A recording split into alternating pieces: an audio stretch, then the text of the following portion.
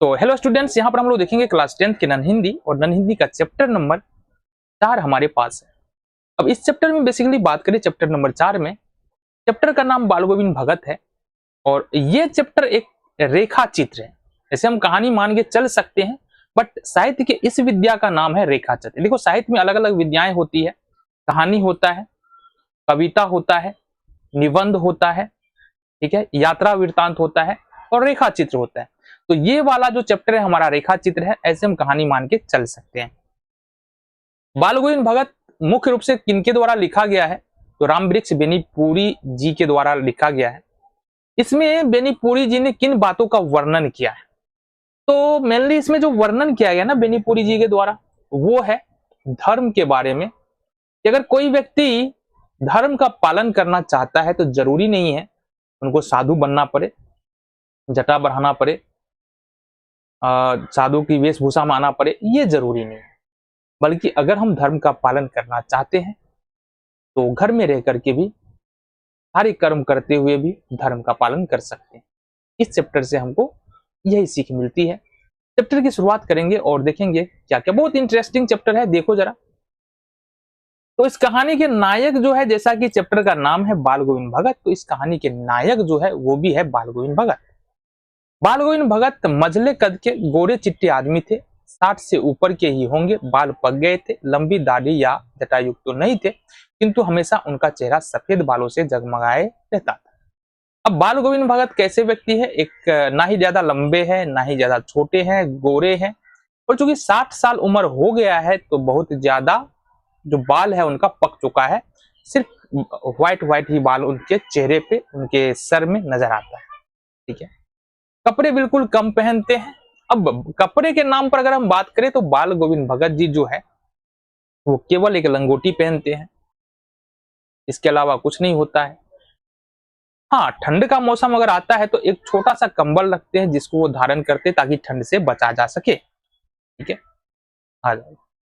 इसके अलावा बात करें बाल गोविंद भगत जी के बारे में तो एक चंदन जरूर लगाते, रामानंदी चंदन, और गले में एक कंठी की माला धारण की। अब सुनने में देखने में ऐसा लग रहा है कि साधु की वेशभूषा में है, साधु है, लेकिन बिल्कुल नहीं। वे कबीर को मानते हैं, चंदन जरूर लगाते हैं, कंठी की माला जरूर पहने, लेकिन उनका पूरा घर परिवार है, बेटा है, पतोह है, पूरा पूरा घर परिवार है, साधु बिल्कुल भी नहीं है। हमारे कहानी के जो नायक है बाल गोविंद भगत जी, ठीक है। जैसा कि इसमें लिखा हुआ है ना, खेतीबाड़ी करते हैं, साधु इस सब परिभाषाओं में खरे उतरने वाले, कबीर साहब को मानते थे, उन्हीं के गीतों को गाते थे, उन्हीं के आदेशों पर चलते थे, कभी झूठ नहीं बोलते थे, खरा व्यवहार रखते थे। तो साधु नहीं थे बाल गोविंद भगत जी, पूरा पूरा घर परिवार था, खेत खलिहान था, घर के जितने भी खेत खलिहान जितने भी काम था वो काम करते थे। हाँ, लेकिन साधु वाले सारे क्वालिटी उनके अंदर में था। अब साधु के क्वालिटी, साधु साधु ये क्यों बोला जा रहा है कि साधु वाले सारे गुण या साधु जिस प्रकार का होता है उस पर खरे उतरने वाले थे, क्यों कहा गया? साधु सत्य बोलता है, बाल गोविंद भगत जी सत्य बोलता है, क्या? बाल गोविंद भगत जी भी सत्य बोलते हैं। साधु किसी की बुराई नहीं करता है, बाल गोविंद भगत जी भी किसी की बुराई नहीं करते हैं। तो कहने का मतलब है कि साधु और अगर बाल गोविंद भगत के गुणों को देखे तो दोनों का गुण काफी हद तक मिलता जुलता है। तो घर में तो रहते थे लेकिन साधु के समान थे। कई बार अपनी बातों को इतनी बारीकी, मतलब क्या, धर्म से जुड़े हुए व्यक्ति थे ना, और कई बार जो उनका पथ पालन है, धर्म से जुड़ा हुआ जो रास्ता चुना था उन्होंने, उसको पालन करते करते इतना बारीकी में घुस जाते थे, लोगों को आश्चर्य होता था कि कोई इंसान ऐसा भी कैसे कर सकता है। कहने का क्या मतलब है? सच ही बोलना है तो किसी के सामने बोल देना है, चाहे उसको अच्छा लगे बुरा लगे। ऐसा नहीं होता है ना, बोलना नहीं होता है, उनको सोच समझ के बोलना होता है। लेकिन बाल गोविंद भगत जी अलग थे, उनको झूठ नहीं बोलना था, सच्चाई के रास्ते पे चलना था, उन्हें सच सच का साथ देता था, सही को सही गलत को गलत बोलने वाले व्यक्ति, और वो भी सामने में बोलना है। किसी के खेत में जाकर के किसी के दूसरे व्यक्ति के सामान का हाथ तक नहीं लगाते थे बिना पूछे हुए, दूसरे के खेत में सोच तक के लिए नहीं बैठते। ऐसे थे हमारे बाल गोविंद भगत जी, कहानी के नायक, ठीक है। इसके अलावा देखो, उनके उनके खेत में जो भी अनाज होता था, क्योंकि वो कबीर साहब के मानते थे, तो 2-3 कोस दूर जो है ना, वो कबीर का मठ था, एक आश्रम था कबीर जी का। तो जितने भी अनाज उपजते थे उनके खेत में, सारा का सारा अनाज लेकर के वो कबीर जी के मठ में जाते थे, वहां पर समर्पित कर देते थे। फिर वहां से उनको जो भी वापस मिलता था प्रसाद के रूप में, वो ले आते थे और उन्हीं से उनका घर परिवार गुजर बसर चलता था। ठीक है, इन सब के ऊपर मैं तो मुग्ध था कि उनके मधुर गान जो सदा सर्वदा ही सुनने को मिलते हैं, कबीर के वे सीधे साधे पद जो उनके कंठ से निकलकर सजीव हो, कबीर को मानने वाले। और उनकी जो साधना थी वो संगीत साधना थी।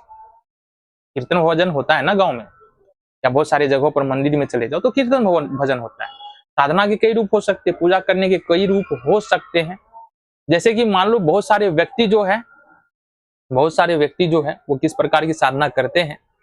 हो सकता है कोई ध्यान में लगाते हो, है ना, कोई हो सकता है कि जो भगवान के मंदिर में जाते हो, कोई हो सकता है संगीत साधना करता हो, मतलब गाना बजाना करके भगवान को याद करते हो। तो अलग अलग प्रकार होता है। जो हमारे बाल गोविंद भगत जी थे वो संगीत साधना करते थे।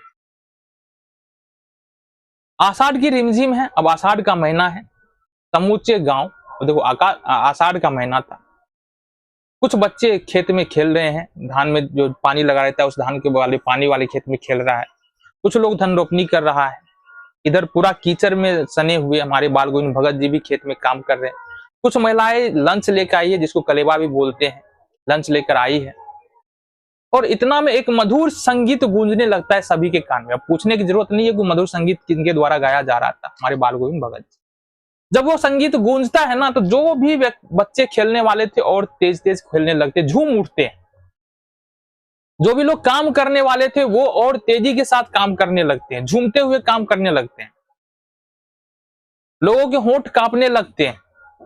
धीरे धीरे सभी लोग जो है वो गुनगुनाने लगते हैं, जो कि बाल गोविंद भगत के द्वारा पहले से जो गीत गाया जा रहा है वो गुनगुनाने लगते हैं।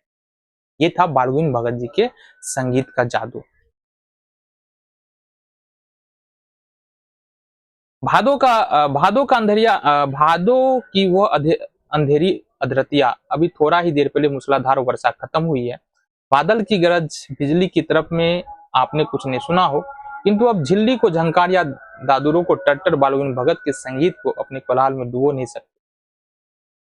तो भादो के समय में जब बारिश खत्म हो जाता है, उसके बाद चूंकि बारिश से पहले हो सकता है बाल गोविंद भगत जी गाते हो, लेकिन बारिश खत्म होने के बाद चूंकि पूरा माहौल शांत है, रात का समय है, पूरा जो है जो ग्रामीण क्षेत्र गांव के लोग है वो सो चुका है, लेकिन बाल गोविंद भगत जी का संगीत जो है वो अभी भी जग रहा है।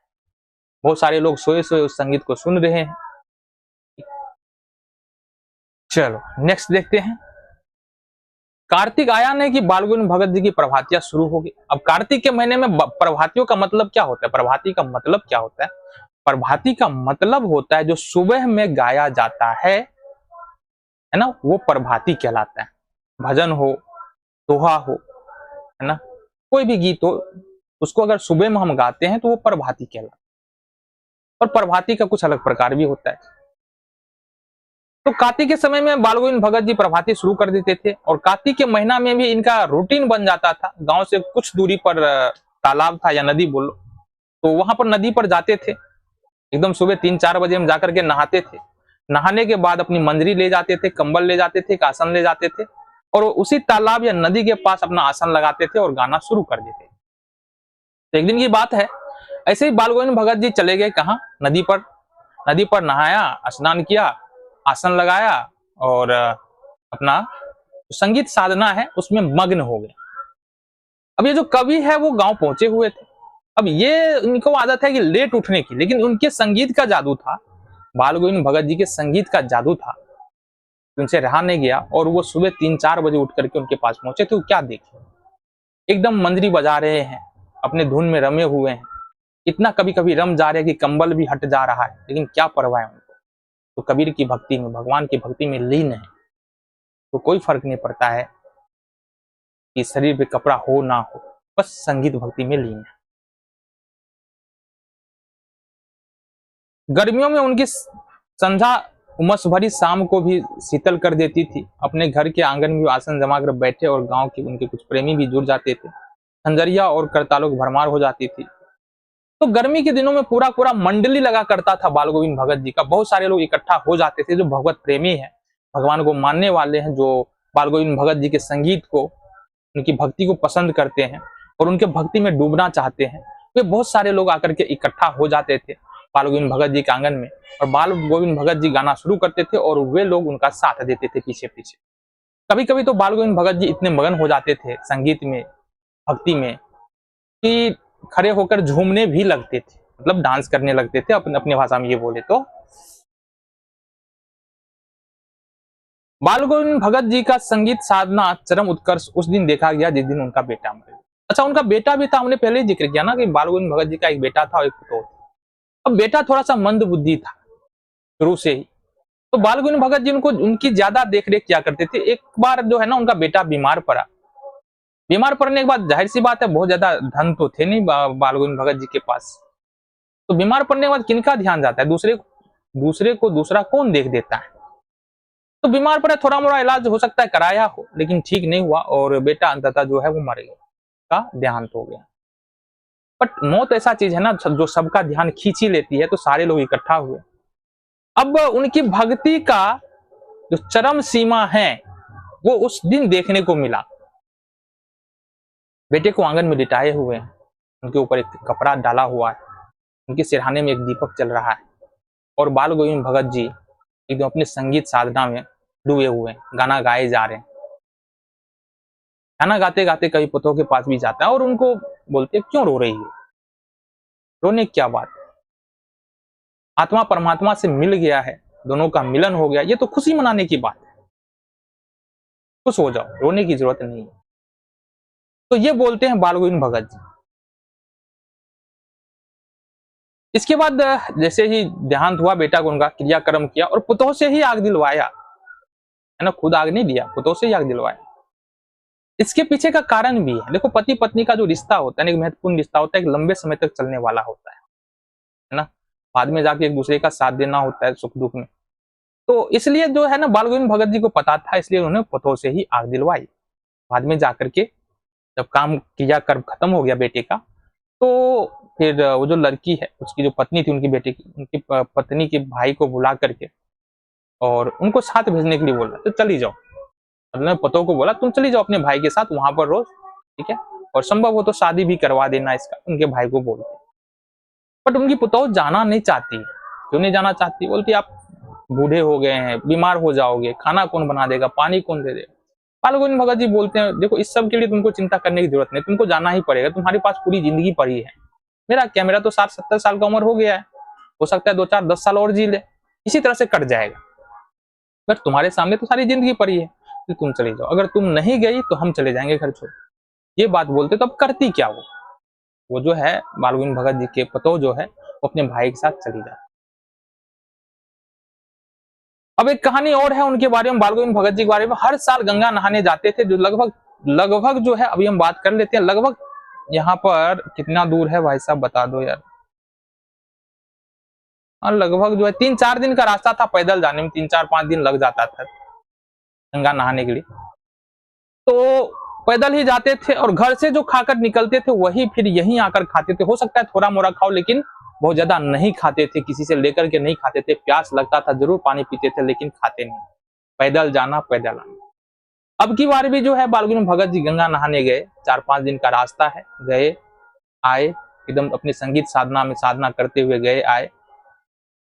लेकिन चूंकि अब वो बूढ़े हो चुके थे, लेकिन अपना कर्म नहीं छोड़ रहे थे, जो वे करते थे वे नहीं छोड़ रहे थे। खेतों में काम करना, सुबह उठना, गंगा नहाने के लिए जाना, ये सब कुछ भी बंद नहीं किया उन्होंने।